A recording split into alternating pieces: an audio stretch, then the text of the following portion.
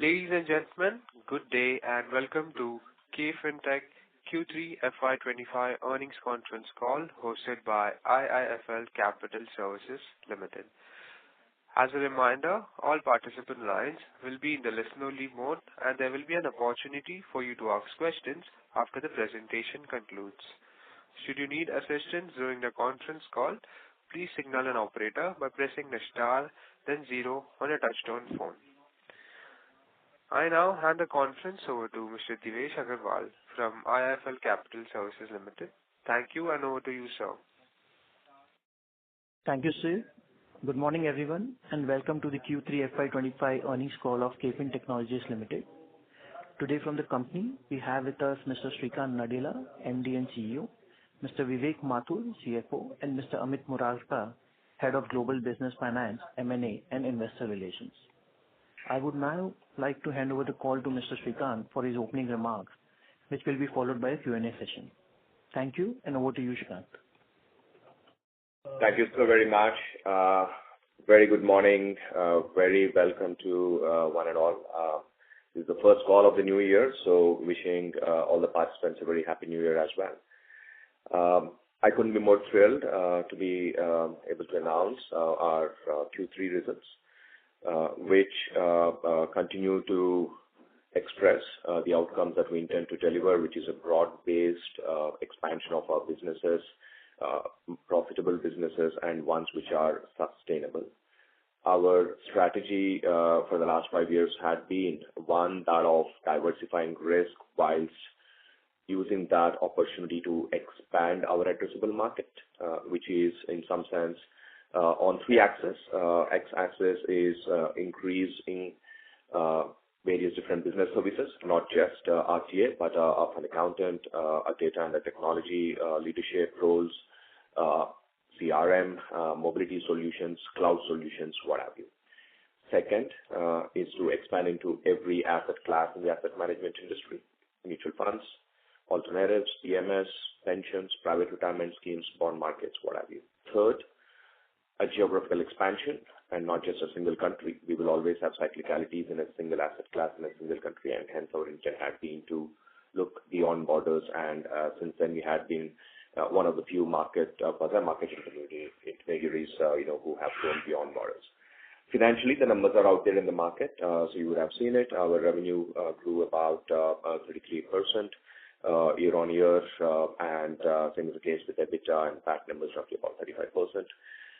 We are satisfied with the results in the context of the mark-to-market gains being substantively low in the previous quarter and continues to be so. Mutual funds continues to be our dominant business, even as the other legs of businesses have been growing far faster, and we continue to track to the trajectory of getting the non-mutual fund businesses to be near about 50% over the next 3 to 5 year horizon. Our overall AUM also in terms of market share has grown as against a market expansion of 39.4%. We have grown about 42.8%. That's a good 300 basis points expansion in the overall AUM on a year-on-year basis. Same is the case on sequential basis with certain amount of expansion. But beyond what is more performance of our clients, our definitive performance largely in terms of winning additional contracts. Q3 had been a pretty consistent one for us. We won 2 large data lake contracts, in the asset management space. That takes the total count to about 8. And this is a line of service which we are very, very keen to. It gives us, one, an opportunity to serve clients and generate direct revenue. And just as importantly, all of that expands their own revenue in the form of formidable analytics that they use to grow their expansion business, and hence, it kind of comes back to us as additional revenue eventually as well. We have had a terrific quarter in the corporate registry business. We have added close to 366 clients in the last quarter. In the 9 months of this year, that's roughly about 1,000 odd new client contracts we have added. The total folio count has expanded by about 8 million. You would have seen KFINTECH rendering IPO services to several large ones. In fact, probably every large IPO or the largest 5 IPOs in the country have been handled by us. Whether it was Hyundai or Bajaj Housing Finance and NTPC Green, what have you. We still have several large ones in the pipeline, and probably the next largest one that's going to go public would be LG and others. So that expansion, as well as the solutions we have created in corporate actions and corporate events, meant that revenue continues to chug along at a healthy 24% plus, on a year-on-year basis, and driving about 20% CAGR over the past 3 to 4 years. Moving along, international business, something that we're all excited, and I do recognize that so are you to a certain extent. Our client base has increased to 70, even as the contract base has expanded to 90. In the quarter that had gone by, we have signed 2 full service TA deals from a large asset management company and a trust, and these are based out of Philippines.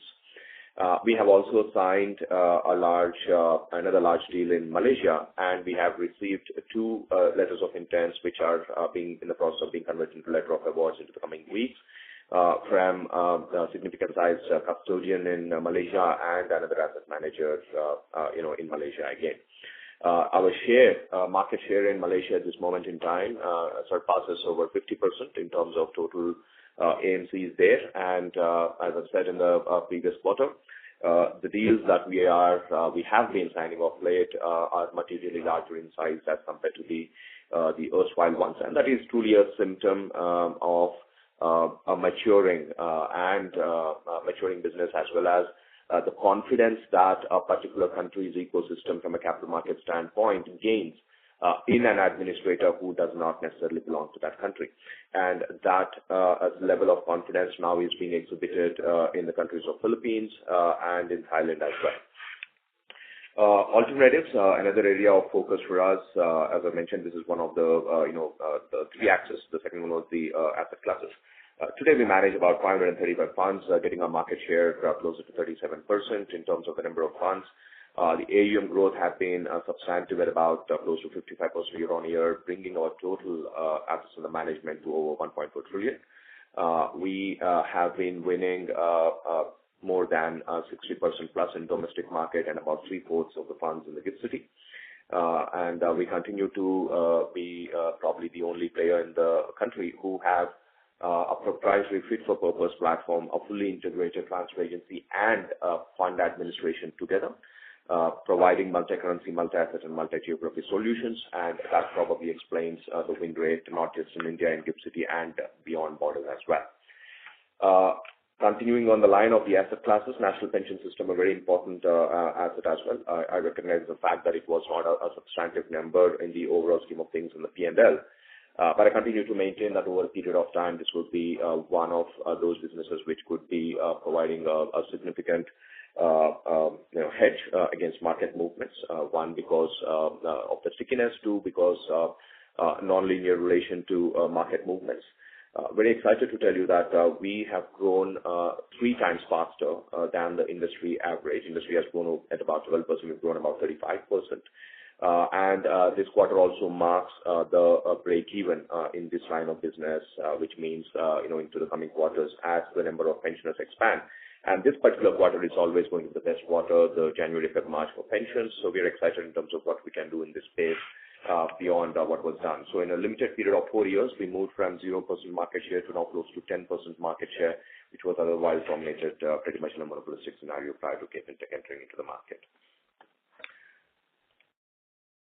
I'll quickly move and cover a little bit at individual business line level now.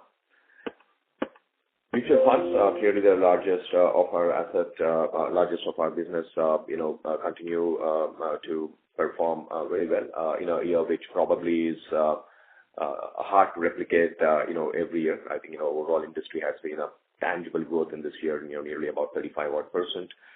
And we have been growing slightly ahead of the industry with marginal gains in market share. Overall AUM has moved to now about 32.4%, hopefully in time to come to get to 1/3 and then expand from there on. and that is largely a combination of clearly our existing clients growing and the new client addition, and our contribution directly to help our clients grow in the form of technological solutions and the other value-added solutions we're able to provide at extremely compelling cost propositions. Our SIP book continues to be robust, close to 40% market share in that particular business transaction type. And I continue to maintain that SIP market share will be a good indicator in terms of where the overall AUM could be, given this is the sticky retail book. A lumpy one-off investments will come and go, but a retail sticky book has been expanding now close to $3 billion. If our market share there is about close to 40%, I'm hoping in time to come we will get that far in terms of our overall market share expanding there, as logic would suggest. Our net flows continue to be positive in the quarter ending December 2025. We got about 39% of the total net flows. This should be read in the context of the total market share of KFin being about 33%, 32.5%. But the net flows are at about 38.7 in that context. And obviously, we have orchestrated and supported a material number of NFOs. In fact, close to 57% of all NFOs that were launched in the previous quarter were handled by KFINTECH. The transaction volume continues to expand, which calls obviously for significant investments into our own technological infrastructure solutions, people, business process reorchestration, as well as the growing regulatory needs, not just in India, but across the globe.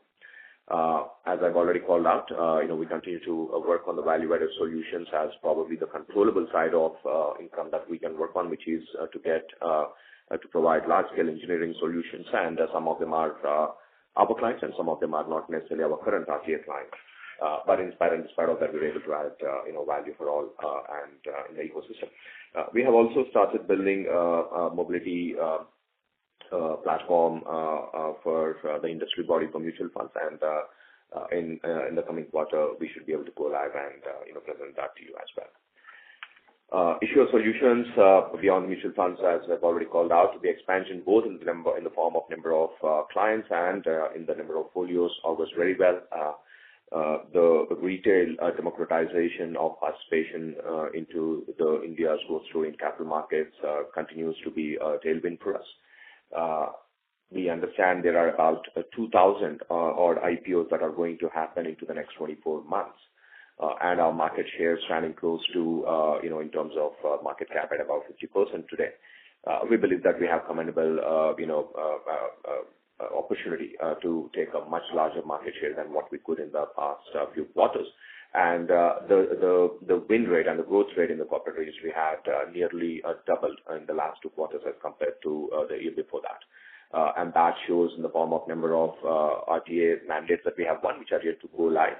And also the ones that have gone public in the last 1-2 quarters, one would have noticed a perceptible jump in the number of IPOs being managed by KFINTECH in that space. The folio count, aside the yield that we derive from at a folio level, continues to largely remain stable, though this is not related or linked to the market movements. But the yield can move up and down depending upon which particular company has more retail participation versus participation coming down because of their own strong performance, what have you. On the international side, the deals that we won largely are Sun Life, a very large asset manager, a global asset manager, in fact, and in one of the largest in the Philippines.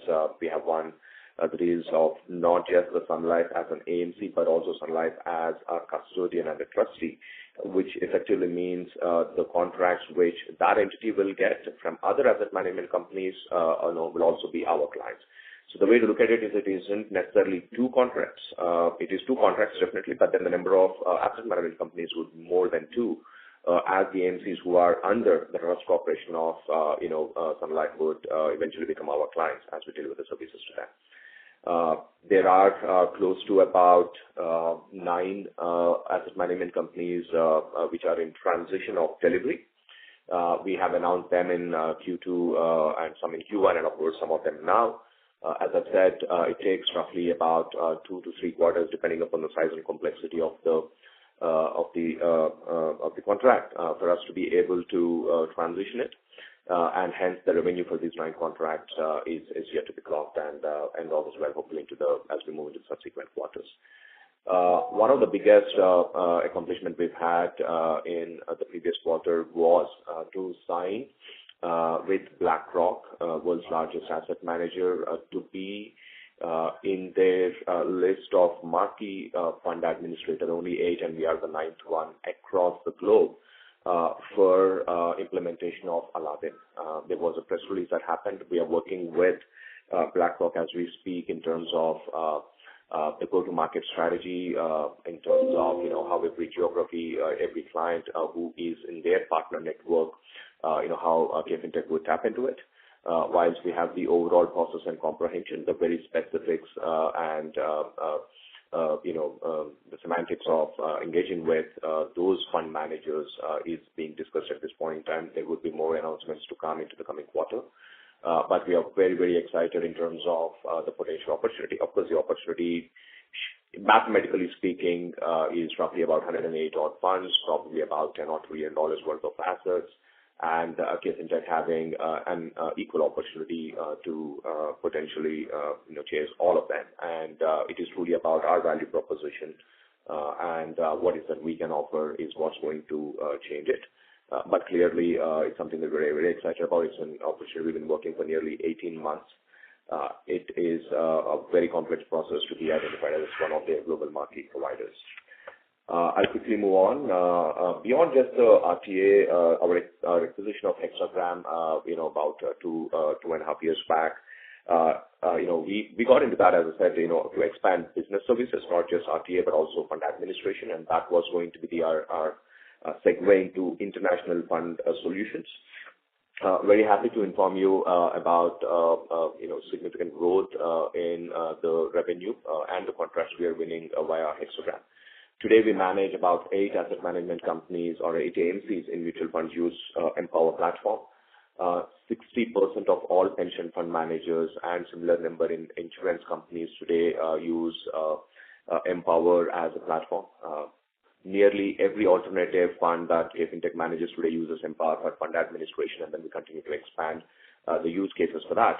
That brings me to the next very, very important announcement we have already made, but that I'm very excited about is our doubling down of commitment and effort into the wealth industry.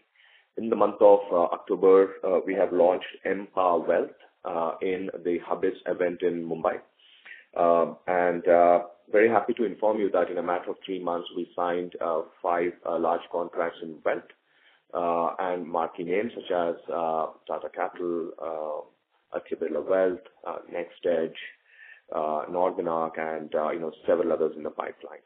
And this is an industry we believe will have a very important role to play as the affluence levels of individuals expand. I continue to believe in the trajectory of Indians being net borrowers to savers to investors now, which is largely where asset management companies come into play. But the affluent lot will need professional wealth management solutions. And we are bringing in same and better efficiency with much better technology as we are building it up bottom up without any legacy considerations. And that explains possibly the expansion to the wealth industry in a rather quick time of signing 5 contracts in a matter of a quarter since the launch of the new asset. And that is a global platform.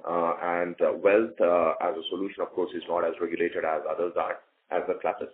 And we have built this bottom up to be relevant in every geography in the world. So as we move our international journey, we would be adding this solution along with our asset management solutions of transfer agency, fund accounting, and the big data solutions. I'll quickly move on into the younger and the faster businesses of the alternatives. I've already called out in terms of the number of AMCs number of funds that we have added in the quarter. Overall, AUM has increased by nearly 55% year on year. We manage about roughly 1.4 trillion rupees worth of assets, and some of it is only TA, and some of it is both TA and FA, and hence the yield we derive, would not be same and consistent across each fund, and that depends on the scope of the services we render.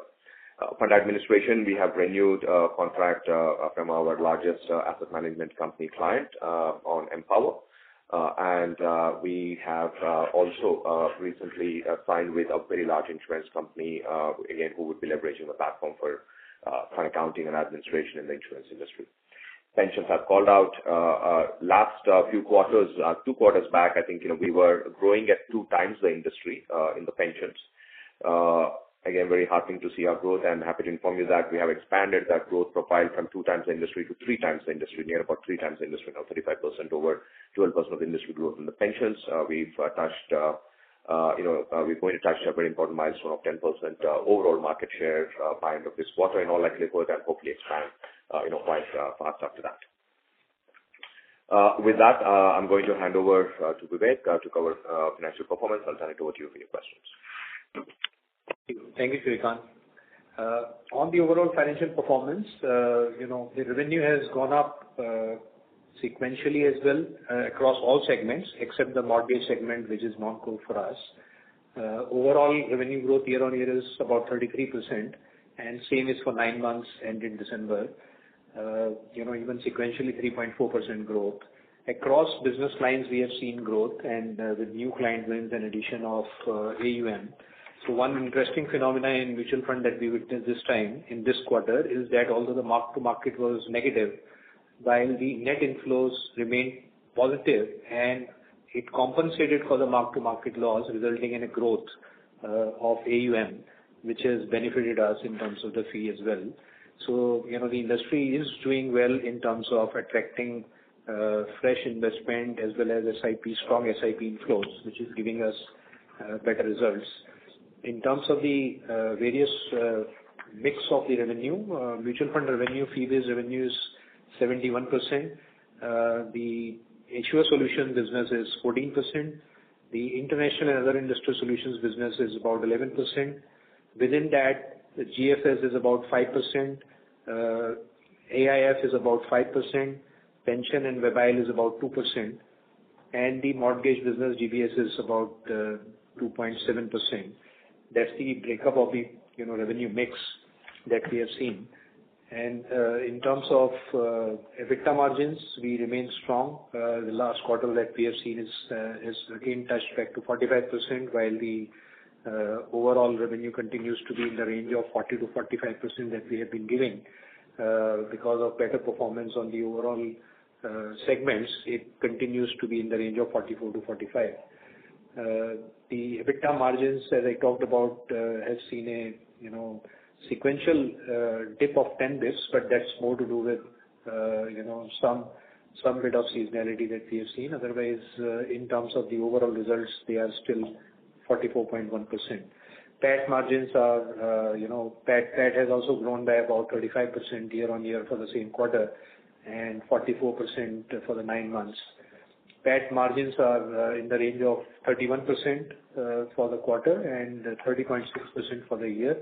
We remain cash positive. We have a dry powder of almost 570 crores sitting in cash and cash equivalents, which we will utilize as per the board policy for business expansion, M&A, and the board policy at the year end in terms of looking at dividend payout if the board considers that.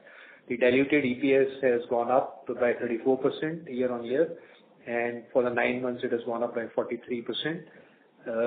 We remain guided in terms of maintaining frugality on expenses, as some of the expenses have gone up during the quarter in terms of investment into IT and expansion, which we are cognizant of, and as Shrikant mentioned, that we are looking at innovative ways of optimizing even IT expenses. Currently, we spend about 18% of our total revenue on IT, including people and new developments and new products. So we continue to remain positive about the growth of the company across segments. Happy to take questions now. Thank you very much. We will now begin the question and answer session. Anyone who wishes to ask a question may press star and 1 on their touchtone telephone. If you wish to remove yourself from the question queue, you may press star and 2. Participants are requested to use handset while asking a question. Ladies and gentlemen, we will wait for a moment while the question queue assembles.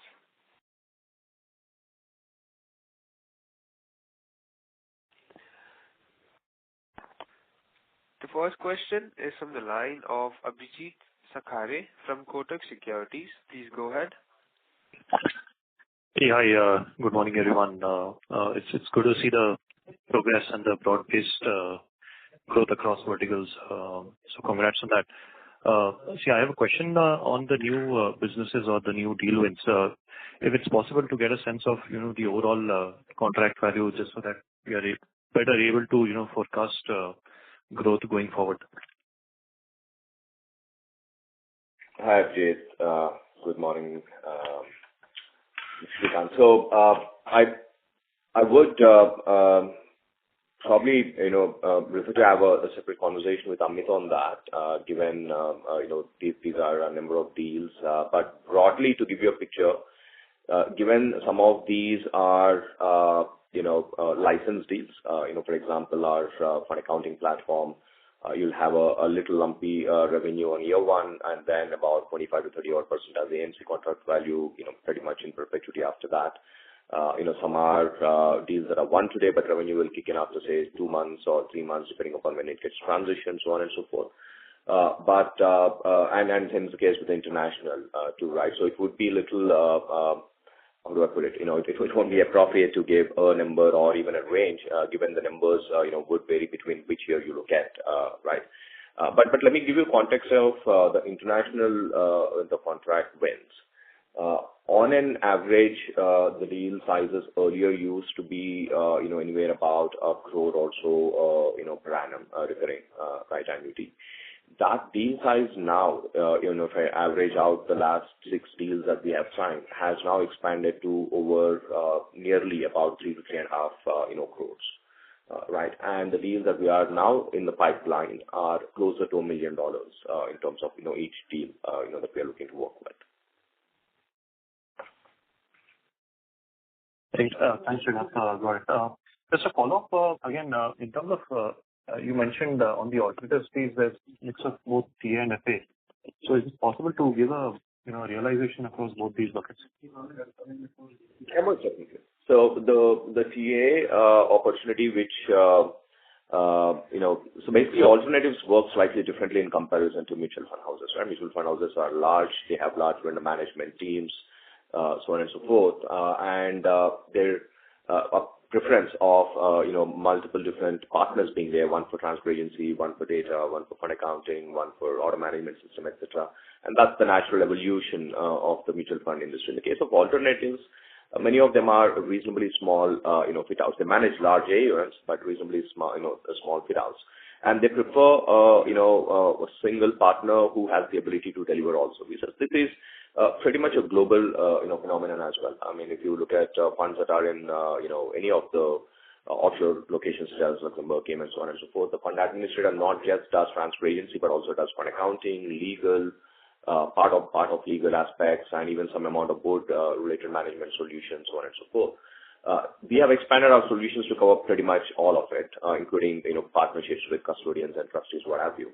But a pure play TA deals are largely the ones that we initially started in 2021, right? And because in those days, even we didn't have the capability to render everything else. And those opportunities give us spread off anywhere about 1.5 to 2 basis points. And of late, pretty much almost every opportunity we enter into is a combination of transfer agency and fund accounting, a full solution stack, and that gets anywhere between 2.5 to 3 basis points. Okay, thanks. That was helpful. Last one is if you could give us some outlook on the expense growth, at least, what sort of a commitment expenses that are in the pipeline. Some of it, I'm guessing, would be linked to how the overall revenue will also pan out. Sure. We have seen a reasonably sharp expansion in expenses this year, as you might have noticed from the P&L. And that is, obviously one for significant expansion of the volumes that the industry had seen. Yes, there is a certain amount of mark-to-market, growth-related revenue as well, but, that pretty much tapered off in the last 2 quarters, as quickly as it, offered as any mark-to-market relief. So it is a symptom of expansion of headcount and the technological, investments.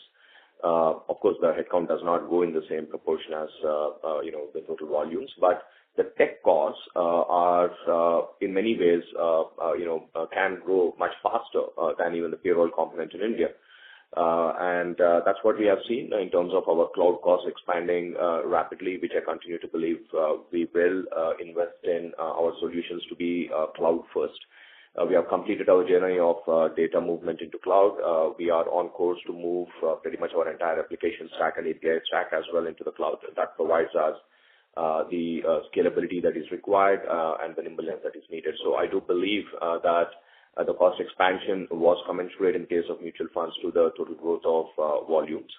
The other businesses, of course, are not as scaled as we all know. So wins in say the international and alternatives and wealth and few others comes with a little bit more expense to begin with, or at least let me put it this way, that they're slightly margin dilutive in the initial years.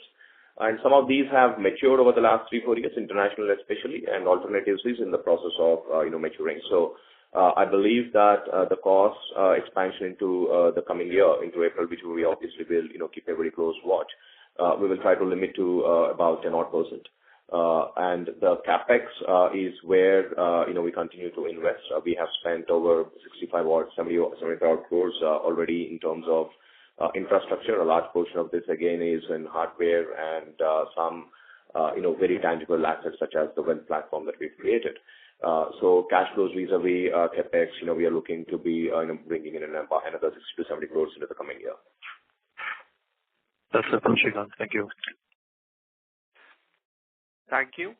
The next question is from the line of Supratim Datta from Ambit. Please go ahead.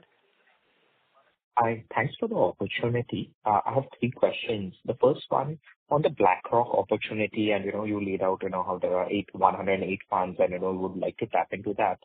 But just wanted to understand, given BlackRock 75% of their assets are in the US and Europe that they manage through Aladdin, would this require you to acquire an asset there to access this opportunity, or could you do that with your current capabilities? And if if that requires an acquisition, then could you remind us again what kind and what size of acquisition are you looking at? That would be the first question. 2, when I look at the other 8 partners, those are all large financial institutions like BNP Paribas, JP Morgan, Northern Trust. Now they provide both custody, fund administration, TA services, all 3 stacked together. Then as KFin providing only TA and FA, how do you what is your right to win against these players? Again, if you could give us some color on that, that would be very helpful. And lastly, keeping to the international business, we have seen that there have been deals in the pipeline for Singapore for last nearly 5 quarters, but that hasn't really translated into actually the deal win. What is stopping us there, or when do we see this transitioning from pipeline to actual deal wins, particularly in Singapore? If you could let us know, that would be very helpful. Thank you. Thanks, Supratim. Great question. So I'll start with the first one in terms of the operating model and the necessity to have a local structure for us to be able to service a client. The answer is it is not necessary. It's not mandatory. Just I'll bring your attention to the funds we currently managing, which are domiciled in Canada. We do not have any presence in Canada or anywhere in Europe at this moment in time, and we're able to render the solutions 100% from offshore. So while it is not a regulatory need, but it could be a client expectation, and that's understandable. But again, if you see our 70-odd clients that we have in these countries, we currently do not have feet on street in Singapore, or in Hong Kong. We didn't have feet on street even in Thailand, actually, till we won the first contract. And same is the case with Philippines. We just added one person about 9 months back, whereas we've been servicing that country for almost 3.5 years now. So it's not a regulatory need, but it's always good to have some feet on street, and that's what definitely we will be doing, right? As we scope out the opportunities and which is the right place. Is it better to be in the location of the client, or is it better to be in the location where the other fund administrators are there? Because that is where largely the funds get transited from, which is largely the offshore location, so to speak. So those are the conversations we are having. And should there be a necessity to actually have a structure to be there, we will do it, as we have recently done in Thailand and in Philippines.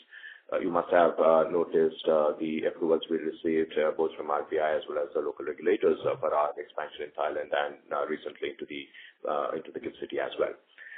So to that extent, absolutely, these are all in the realm of possibility, and for now, this is not a constraint for us to at least chase these contracts, so to speak.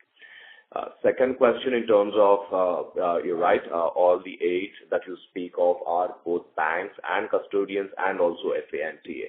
And what's our right to win? And this is a question that, obviously we've asked ourselves not now 5 years back when we started our international journey as to how exactly are we going to compete with any of these global fund administrators, where many of them happen to also render, bank and custody solutions as well.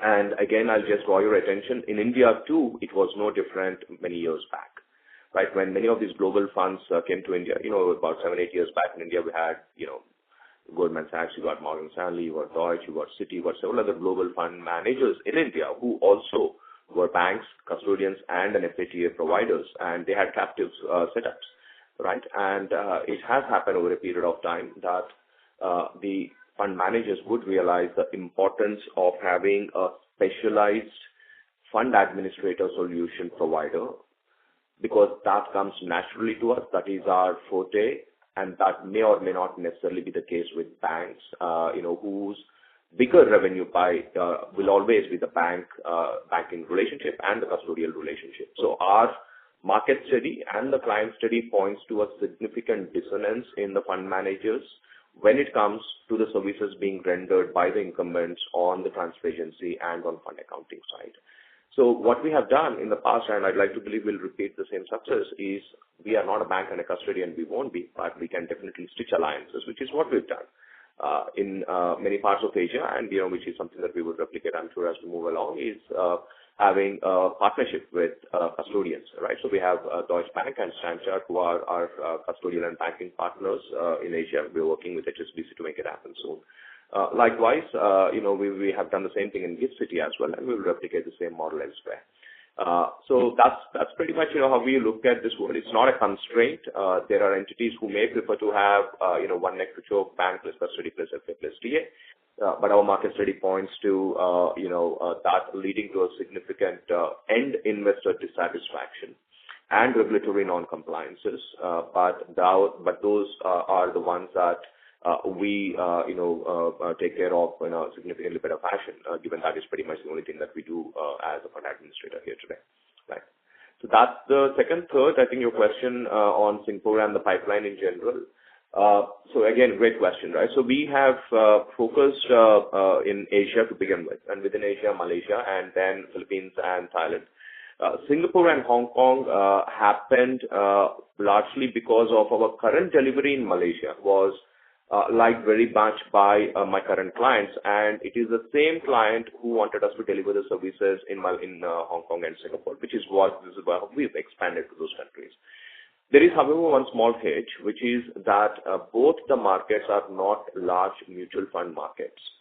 They are predominantly alternatives market with significant amount of FII, PI, private equity, venture capital funds being the dominant asset class as against mutual funds there. And for that is why we had focused on developing our Exalt platform, which is basically a platform that is needed for multi-asset, multi-currency, multi-geography, which I already spoke about. Without that platform, I do not have a stake in the ground to win alternatives clients beyond India, correct? And that also explains to you, if you analyze all my 70 clients and 90 contracts international, barring the ones in Canada, they're all mutual fund, mandates. And hence, to move into Singapore and Hong Kong, it was the platform that was needed, and it is built, it is ready. We are about to go live. But along the way, of course, we were contemplating buy versus build strategy, whether to do a acquisition and or directly, launch our solutions in the form of alternatives. And both of those are in motion as we speak. So hopefully, you will see both organic wins as well as maybe some, progress on the M&A as well. Got it. That's very helpful. Thank you. Thank you. The next question is from the line of Madhukar Ladha from Nuvama Wealth Management. Please go ahead. Hi, so good morning and, congratulations on a good set of numbers. Just on this international business opportunity, I remember, a couple of quarters back, you had said that this could be a $25 million in years' time. Now we've also added additional, BlackRock, Aladdin capabilities. Would you want to revise that guidance with this new addition? What sort of, incremental revenues could we see? That would be my main question. Yeah, thanks. Good morning, Manfred. Thanks again. A great question. I would love to answer in information and probably give a number. What I can definitely do is the first one, which is to say, yes, I'd like to believe that, it will be a much higher, opportunity at scale. And that is the reason why we worked on this opportunity for such a long period of time. It's not very easy to be in that, market list. And, there was 18 months of due diligence that happened, significant, engagement in that regard. Now, that said, I would be in a better position to answer this question mathematically, probably into the coming quarter. As I've just mentioned that, we've signed the contract late December. And of course, much of the US and Europe, as you would know, goes on vacation. They just came back. We had preliminary conversations with them. Into the coming, 4 to 6 weeks, we would have far more engagement to understand the process of go-to-market, the market opportunity and the ways to get there. And, hopefully then put a number on it and then come back to you. Just one more follow-up. Recently, Jio BlackRock announced that your competitor has been selected, as the RTA in India. What's happening up there? I would have really thought that you having the Aladdin capability now would be a partner of choice given BlackRock. It is Jio BlackRock. So what's happening? Maybe some color around why we didn't get that deal. That will also be helpful. Thanks. Yeah, most definitely. So both of these were happening in tandem. In fact, our engagement on international on Aladdin, started, as I said, 18 months back, whereas the India specific Jio asset management opportunity started, much later, nearly almost 8 to 9 months of our engagement with the global partners, so to speak. And like every organization would have its mechanisms of, risk diversification. In terms of, where they would want to engage with a partner versus somewhere else. And both BlackRock and us felt we had a much larger opportunity to work on the international side of it. And Aladdin, of course, whilst it is a global platform, that is not the platform that, today any of the asset managers, are using in India. So that wasn't a strength or a deterrent in any form and shape. This was a decision made, largely in the context of, where the opportunity size and the capabilities exist, and they wanted to diversify the risk in terms of working with the partners. Understood. Thank you, and all the best. Thank you. Thank you. The next question is from the line of Shrija Pathak from JK Capital Management. Please go ahead. Hi. Thanks for giving me the opportunity. The pretext of my question is really got to do with the market performance. Over the past couple of months, we know that it's been muted.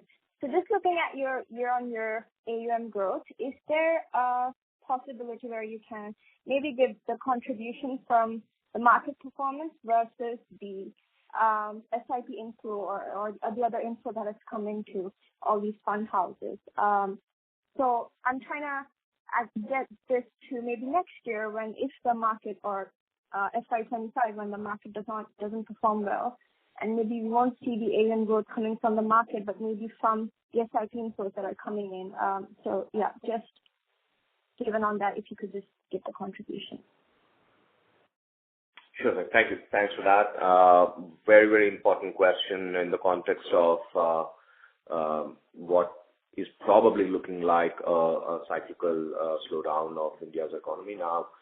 I'll just draw attention to Q3 in terms of how it panned out and a little bit of insights into what's happened over the last 3 weeks in this very month itself, and how possibly we can extrapolate that into the coming quarters, if I may, right? I mean, Q3, as Vivek had already called out, there was a mark-to-market correction by over 4.5%.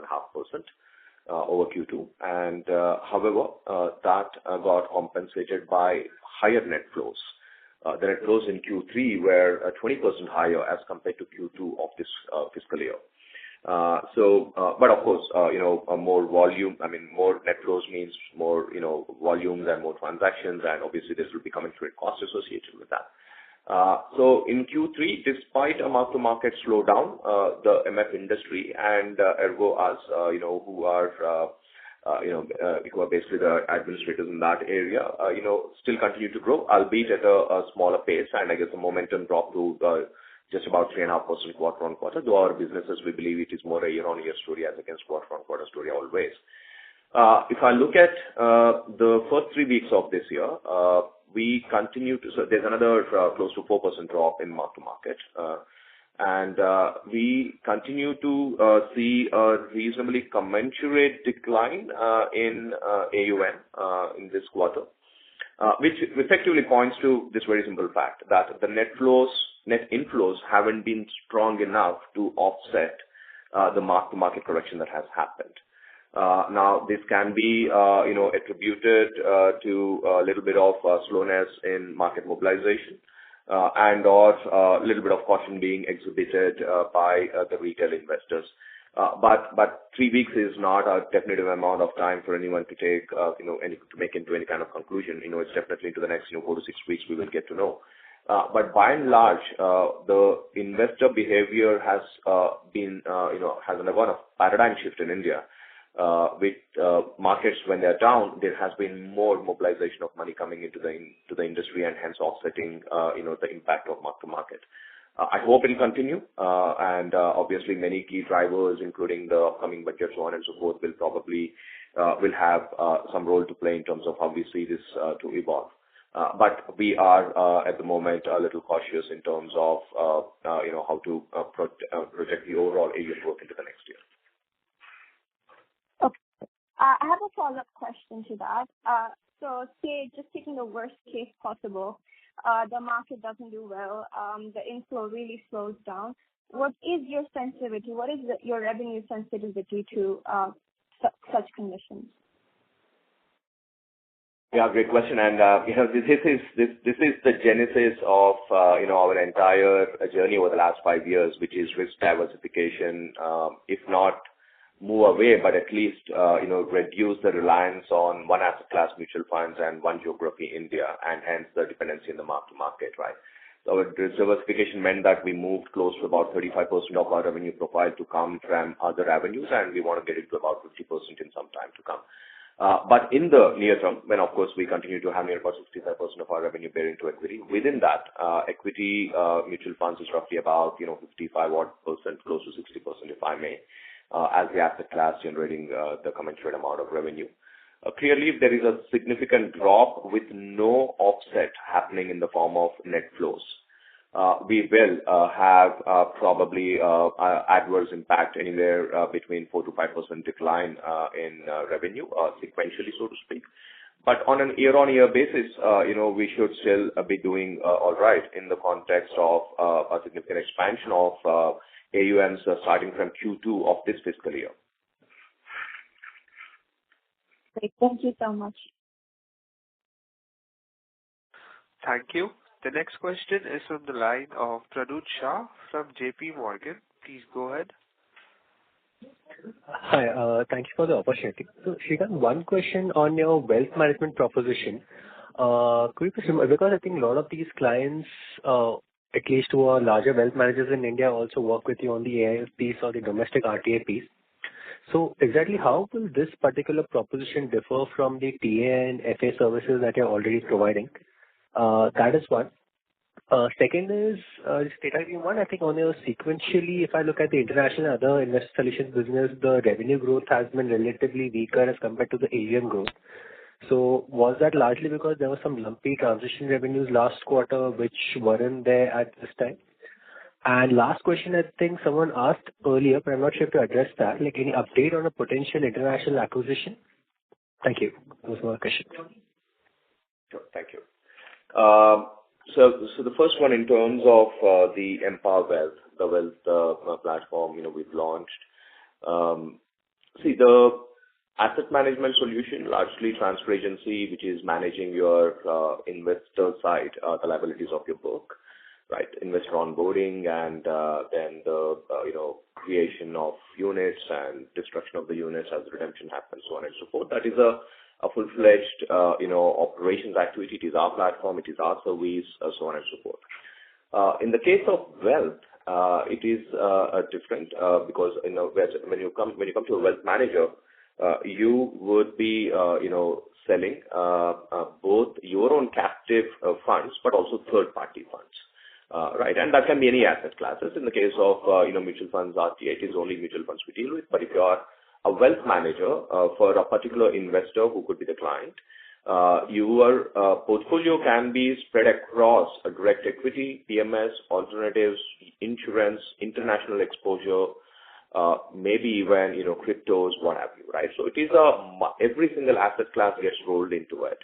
And from our solution standpoint, it is a platform that we need to provide to the wealth team, which means that the relationship managers rolled up to the overall wealth organization and how they acquire and service their clients, sell various different products and create a portfolio and provide the engagement solutions in terms of how they work with the investors in terms of portfolio reconstruction, providing the right kind of MIS analytics, so on and so forth, and also provide a platform for the investor to see their own wealth movement, if I may. So this is a very, very different solution, right, as compared to the TA, which is very, very specific to that one asset class of that one specific asset management company and the deep down operations of it. Whereas here, we have this particular platform and the processes operate one level above, which means that it is possible your portfolio may have all the 45 mutual funds, 50 portfolio management services, 10 alternate investment funds, cryptos, what have you. So it's a different construct altogether. I hope that clarifies that. Just one follow-up. How do the revenues in this particular segment pay? Is it on the basis of the AUM that the fund manager manages, or is there a fixed fee for using a platform? So we got both models. We obviously work with, in most cases, it is a full service model, which means that it's our platform, our service, and we underwrite all the risk associated with that, much like in the case of mutual funds. And hence, to be a true partner to underwrite the risk and not just give the platform, we charge basis points. So in wealth too, there are various places where it is fully our people, our processes, our risk management, our platform, and hence there is basis points. But in situations where a client may want, and this happens largely with banks, if I may, and they may they already have a wealth practice, but what they want is, far better platform, either, to replace the current one or to create a new one. In which event it is largely going to be implementation costs followed by license fee, either satisfied model or on the AMC model subsequently. Understood. Your other questions in terms of, I think... So were there any lumpy revenues on the international and other investor solutions last quarter which weren't there this time? Short answer is absolutely yes. We, in the last quarter, if you recollect, I've announced a deal called Aman Raya Investment Managers, one of the larger deals we have signed, a very large sovereign fund in Malaysia. And that gave us a little bit of lumpy revenue in that one quarter. And the revenue recognition of that deal staggers across multiple quarters. And the component of the Q1 was higher, but as we move into the Q4, some of such revenue would come. So that was an interim, slight dip in that lumpy revenue, if I may. Got it. This is Atul. I just want to add to what Shrikant mentioned. See, in international business, especially in Southeast Asia, it takes 18 to 24 months to win a client, and then there is a license revenue and there is a recurring revenue. So, looking at it on a quarter-on-quarter basis will not give you an immediate answer. While the overall non-MF revenue grew by 2%, the GFS international business grew by 8%, which was a combination of increase in AUM and new client win revenues. So you'll have to watch it quarter after quarter and then, look at the growth in this business. And the wealth business client wins that Shrikant talked about, we haven't yet even clocked the revenue into the P&L. These are client wins which will go live. So that's another reason that, one quarter may not be a correct reflection of the revenue which is in the client win pipeline, which will clock in the coming quarters. So when would these revenues start getting built from the wealth piece? Wealth revenue will start coming in from next quarter. I mean, in GFN. Okay, understood. Thanks, Vivek. Thank you. The next question is from the line of Uday Pai from Investec. Please go ahead. Yeah, thanks for the opportunity. I just wanted some more color on the custodian partnership that you mentioned with Sun Life. Could you please share more details on that? And do you think you have opportunities to make such other partnership in other geographies as well? That's the only question I had. Thank you. Sure. I'll just clarify one point. With Sun Life, it's not a custodial partnership. It's a contract we have won from Sun Life Custody, right? So Sun Life is an AMC in Philippines, and they also are a custody.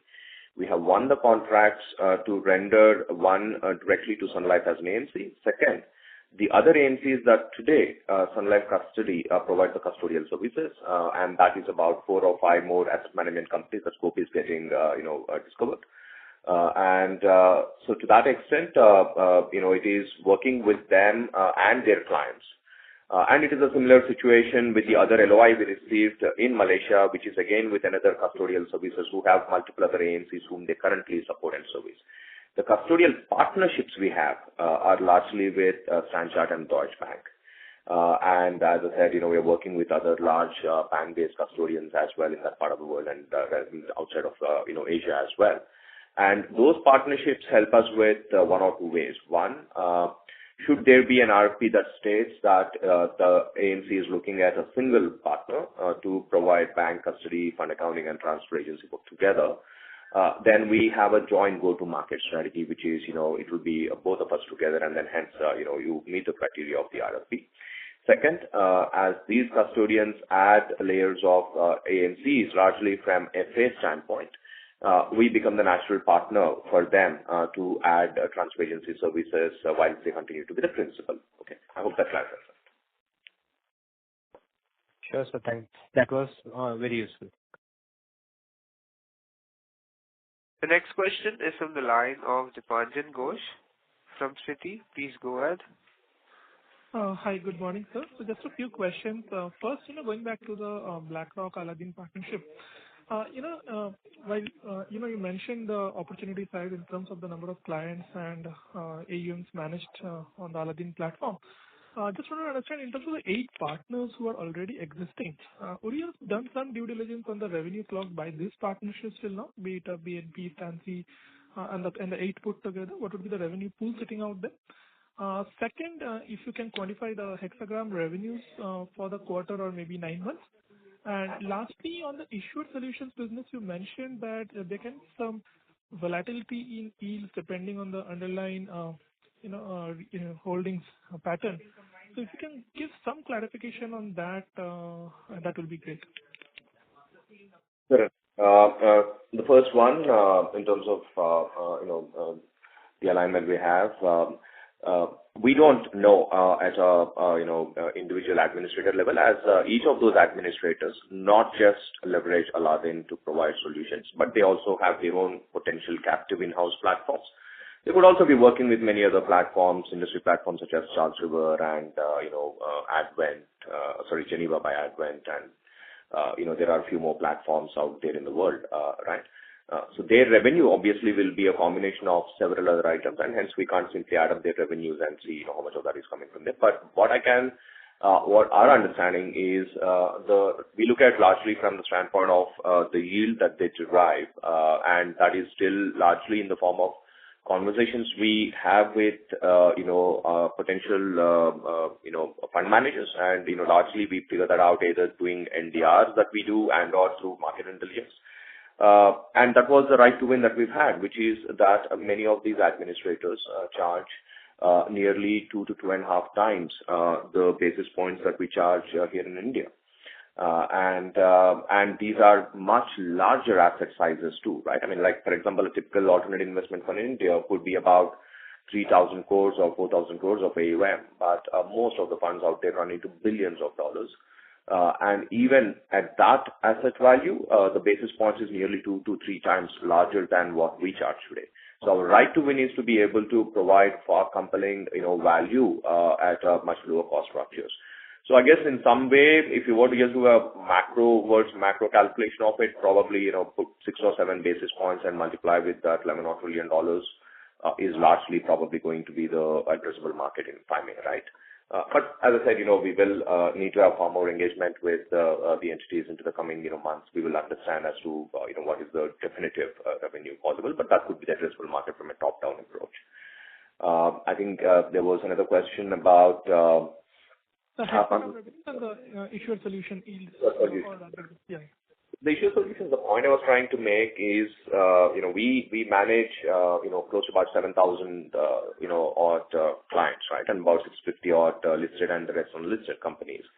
The folio yield levels, just like in the case of mutual funds yield, even the folio also has a certain yield, and the pricing of folios varies by different clients, right? And that becomes a market negotiated rate, could be various factors, including the number of retail folios, to the quantum of business we get versus, multiple other things. So I guess what I'm trying to say is that, as the quarters and months go, you will have, certain stocks performing very well, certain stocks not performing very well. And as that happens, the folio, that is the retail participation in each of these companies also varies. Right. For example, you may have a very large, conglomerate whose, value may come down by 20-25% on account of poor results or anything. And then you may see a mass exodus of retail, investors from that to some other company. Now, if that happens, obviously, the number of folios comes down, and so does my revenue associated with that. And it is possible that one particular company's yield that I derive could be, when I say yield, I mean per folio cost, could be higher or lower compared to the average that I have. And hence there is a fluctuation even at a folio level in terms of the yield we derive. That's what I was referring to. Got it. On the hexagram revenues, if you can quantify that. Sure. Vivek, would you want to take that? Yeah. So Hexagram had a revenue of about 9.5 crores for 9 months ended December, versus about 6 crores for the same period last year. So it's a 60% plus growth year on year. Got it. And just one question. So, in your opening commentary, you mentioned that you want to take up the international solutions business revenue to around 15%. Did I hear it correctly? No, I mentioned that non-mutual fund revenue, which includes all others, our aim is to bring that to 50% of the total book. Got it. Okay, sure. Thank you and all the best. Thank you. Thank you. Ladies and gentlemen, due to time constraint, that was the last question for today's conference call. I now hand the conference over to Mr. Devesh Agarwal for the closing comments. On behalf of IIFL Capital, I thank the KFin management for giving us an opportunity to host the call today. Before we conclude, Vivek, would you like to add any closing remarks? Thanks, Devesh.